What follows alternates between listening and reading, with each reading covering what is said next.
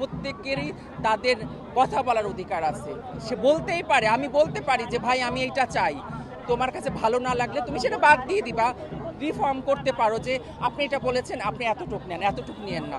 তো সেই জায়গা থেকে সেইটা প্রকাশ করার জন্য আজকে আমি এখানে এসেছি। নারীরা তো নারীদের দিক থেকে চাইবে, আমার যে বিশেষ জনগোষ্ঠীর মানুষের কিন্তু বললাম না যে আমি আমার পরিচয় দিতে পারি না, আমার পরিচয় বলতে আমি ভয় পাই, সংকোচ বোধ করি, সেই জায়গা যেন না থাকে। জুলাই অভ্যুত্থানের পরে যে দেশ তৈরি হয়েছে, যে নতুন বাংলাদেশ হয়েছে, এখানে যেন কেউ ভয় না পায়, কেউ যেন মুখ না খুলতে। আমি তো এখানে আসতেও ভয় পেয়েছি যে যাব ওখানে কি হবে।